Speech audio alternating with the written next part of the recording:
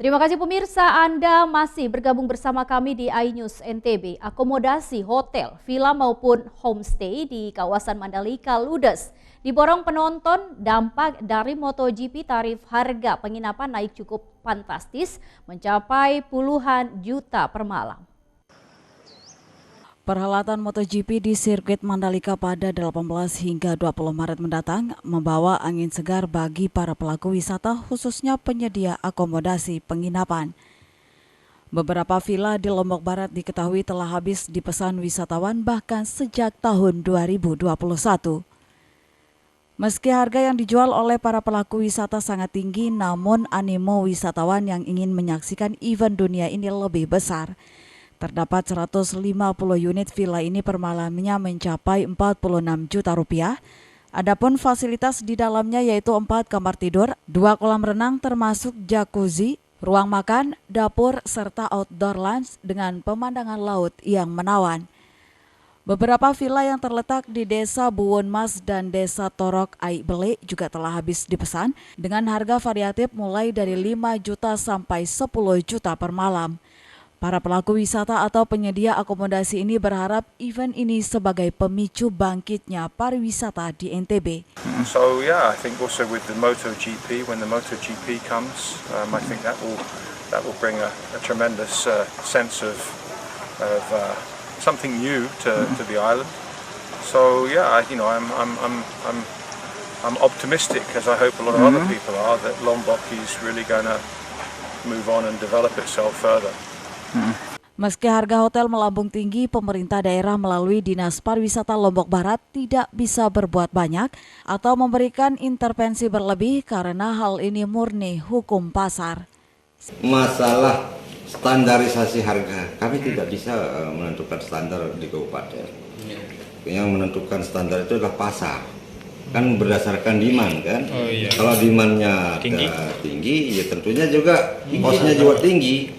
Nah itulah. Tapi terkait dengan standarisasi harga itu memang kita harus menginformasikan ke Dinas Pariwisata Provinsi juga. Lebih lanjut, pemesanan hotel selama periode event MotoGP saat ini mencapai 90%. Mengantisipasi tingginya kebutuhan akomodasi, pemerintah Kabupaten Lombok Barat menyerukan masyarakat turut andil menyediakan akomodasi berupa homestay atau glamping camp. Dari Lombok Barat, Muzakir, iNews melaporkan. Kita beralih ke informasi lain. Sejumlah tokoh agama dan masyarakat Lombok Barat disuntik vaksin booster dosis 3. Pemerintah menargetkan 70% sebelum perhelatan MotoGP. Sejumlah tokoh agama di Lombok Barat dan personil Polres mulai menerima vaksin booster di Mapolres Lombok Barat. Hadirnya para tokoh agama melakukan vaksinasi menunjukkan vaksin booster ini aman. Pimpinan Ponpes As-Sowah Al-Islamiyah Tuan Guru Haji Muhammad Taisir Al-Azhar mengatakan para tokoh dari lintas agama telah menerima vaksin dosis ketiga. Dari lintas agama pada hari ini, alhamdulillah kami sudah divaksin yang ketiga, vaksin booster.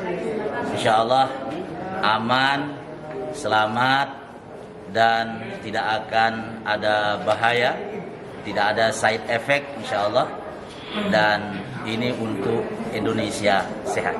Kapolres Lombok Barat menegaskan pihaknya terus menggenjot vaksinasi karena target sebelum MotoGP vaksin sudah mencapai 70%.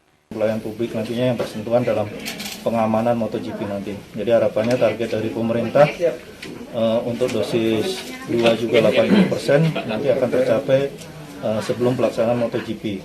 Nah, nanti dosis 3 ini mengikuti kita karena masih terbatas untuk stok vaksinnya, jadi kita prioritaskan untuk tempat-tempat atau daerah-daerah serta pelaku-pelaku atau orang-orang yang memang kita prioritaskan terlebih dahulu untuk mendapatkan suntikan booster.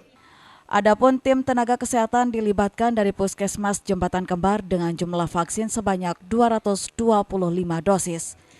Dari Lombok Barat, Muzakir, iNews melaporkan. Pemirsa, progres vaksinasi anak di Lombok Tengah terus mengalami peningkatan. Vaksinasi siswa SMP ini mencapai 95% dan vaksinasi siswa SD mencapai 75%. Progres vaksinasi anak di Kabupaten Lombok Tengah terus mengalami peningkatan. Berdasarkan data dari Dinas Pendidikan Lombok Tengah, progres vaksinasi anak cukup baik. Untuk vaksinasi siswa SMP sederajat telah mencapai 95% untuk dosis pertama dan 90% untuk dosis kedua, dengan jumlah siswa sekitar 125.000 orang. Sedangkan capaian vaksinasi untuk sekolah dasar kini mencapai 75% dengan jumlah siswa sekitar 91.053 orang. Ini sekarang yang sudah berusia 6 sampai 11 tahun diupayakan untuk vaksinasi. Sekarang sedang bergerak di antara 75% yang sudah tervaksin. SMP itu yang 95% itu tervaksin tahap pertama. Tahap kedua 90%. Sementara itu, kendala siswa yang belum menjalani vaksinasi diantaranya karena umur yang belum mencukupi, siswa memiliki penyakit bawaan, selain itu kurangnya sosialisasi dan tidak adanya dampingan dari orang tua, juga menjadi kendala rendahnya vaksinasi pada sekolah tertentu. Kendati demikian, partisipasi sekolah dalam vaksinasi ini sudah 95%. Dari Lombok Tengah, Emma Widiawati, iNews melaporkan. Pemirsa, kami akan kembali hadir dengan beragam informasi lain usai jeda pariwara berikut. Tetap bergabung bersama kami.